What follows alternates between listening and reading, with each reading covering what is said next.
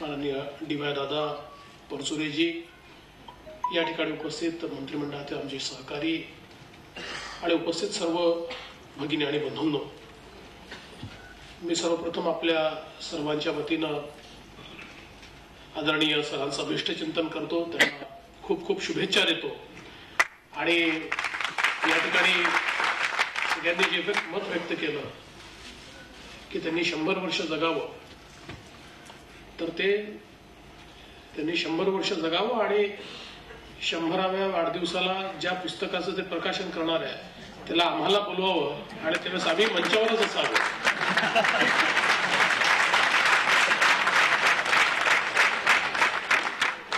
अशी शुभेच्छा मी व्यक्त करतो. आयुष्य कसं जगावं हे खरोखर लिहिण्याचा सर्वार्थाने अधिकार हा जोशी सरांना आहे. कारण त्यांच्या आयुष्याला ज्याप्रमाणे त्यांनी घडवलं, ते ज्याप्रमाणे जगले, एक पूर्ण आयुष्य, कृतार्थ आयुष्य, सर्व प्रकारच्या आव्हानांना समोर जात प्रत्येक ठिकाणी यश मिळवत ते आयुष्य जगले. आणि म्हणूनच आज 80व्या वर्षीही अत्यंत ताठ मानेनं या ठिकाणी उभं राहून समाजाला मार्गदर्शन ते करू शकतात.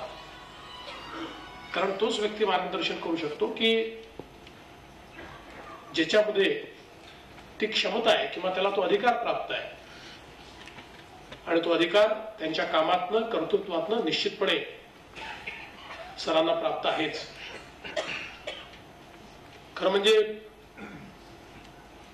मगाशी त्यांनी सांगितलं केवढं मोठं पद त्यांना महानगरपालिकेत मिळालं होतं. कुठला असिस्टंट क्लार्क,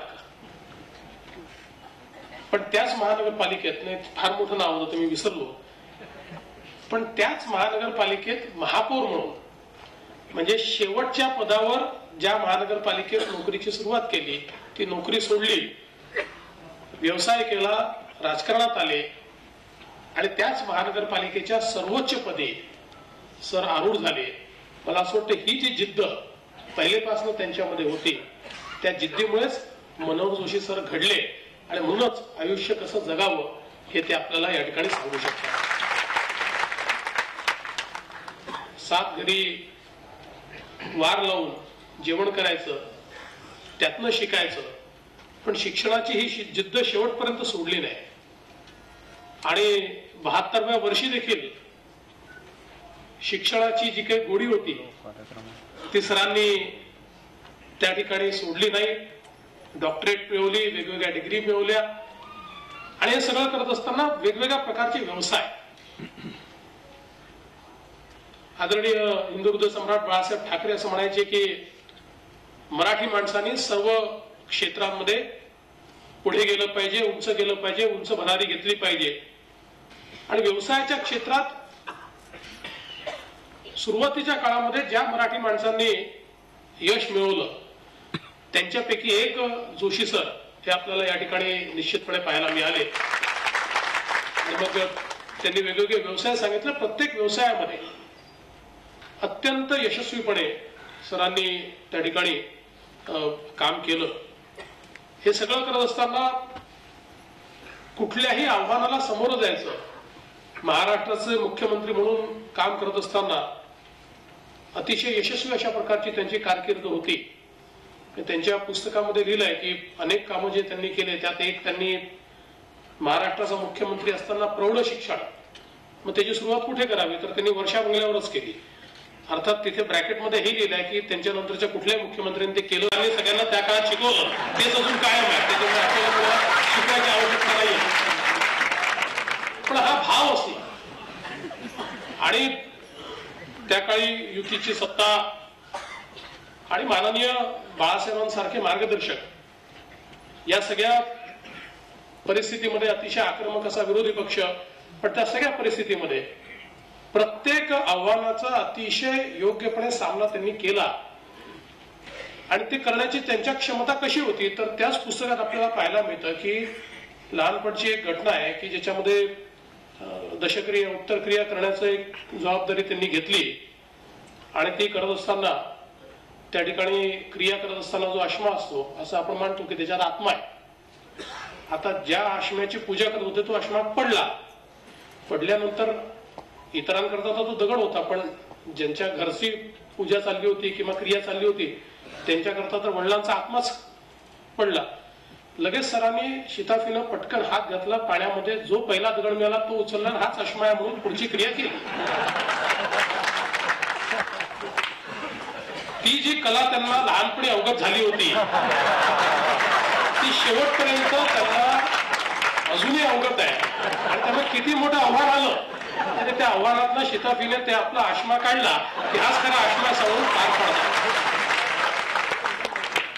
आणि मला वाटतं की त्यामुळेच खऱ्या अर्थानं एक अतिशय कृतार्थ अशा प्रकारचं जीवन ते जगतायत. आणि आपण जर बघितलं तर या पुस्तकामध्ये त्यांनी सांगितलं ते 5 भागही आहेत आणि त्यासोबत अनेक लोकांना त्यांनी बोलतं केलंय. त्यांच्या घरचे, त्यांचा मुलगा असेल, त्यांचे नातेवाईक असतील, त्यांचे जुने सहकारी असतील, त्यांचे मित्र असतील, त्यांचे पार्टनर्स असतील, अशा सगळ्यांचं त्यांनी स्वतः इंटरव्ह्यू घेतलाय आणि त्यातनं त्या लोकांना सरांबद्दल काय वाटतंय अशा अनेक गोष्टींचा उलगडा. म्हणजे अनेक वेळा आपल्याला असं वाटतं की जुन्या लोकांना फार प्रश्न विचारू नये म्हणजे आपण खरे काळातले लोक समजेल, कारण आपल्या जुने आणि अगदी जवळचे जे असतात त्यांनाच आपण खरे काय ते माहिती असतं, आपलं खरं वर्तन काय आहे ते माहिती असतं, आपण पूर्वी कसे होतो ते माहिती असतं, कारण माणूस जीवनामध्ये प्रगल्भ होत जातो. पण त्या अशा अनेक गोष्टींचा उलगडा त्यांनी स्वतःच प्रश्न विचारून त्या पुस्तकामध्ये केलाय आणि मला असं वाटतं की ते सगळं फार वाचनीय आहे आणि आपण सगळ्यांनी जरूर ते वाचलं पाहिजे.